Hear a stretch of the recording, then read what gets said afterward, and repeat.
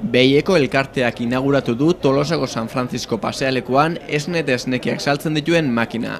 Fermin Murua eta Gregorio Zuaznabarrek Altzoko Berako etxe eta Anoetako Sarobe baserrietan ekoizten duten esne ekologikoa eskuragarri dagoeneko. Gure baserrian bizi iraupenerako, alde batetik diversifikazioa, ekoizpen ekologikoa eta salmenta zuzena, ez?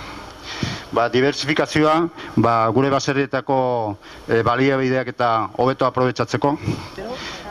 Ekologikoa baliabide horiek nolabait zaintzeko eta iraunkorrak egiteko eta etorkizunean ere produktiboak izateko. Eta gero salmenta zuzena ere bai, ez? Horrek balio erantzi bat ematen diolako gure etekinari. Esnekien ekoizpenean Ander Bergara eta Koro Murua aritzen dira. Inaugurazio ekitaldian Aitor Aramuruk ere parte hartu du.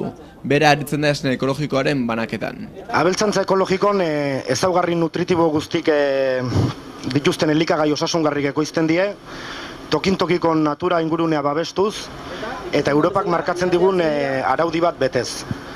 Europako araudi horrek lurrari lotutako hazkuntza sistemak ziurtatzen ditu, bazkenen baserri bakoitzen bertako errekursotan eta larren erabileran oinarrituta. Erabiltzen ditugun pentsuke nekazaritza ekologikoko araudie bete behar dute, beraz ez dauke ez kimikoik, ez transgenikoik, ez gehigarririk, eta gure kason gaina inguruko herrialdetako nekazariei eositako pentsu bada. Altzo eta Anoetako abeltzain hauek 3 urte daramate beraien esnekiak inguruko herrietan saltzen. Makina honekin, beraien produktuak ahalik eta gertuen saltzeko beste aukera bat ikusi dute. Ibai Iriartek Tolosako alkateak ere gertutasun hori nabarmendu nahi izan du.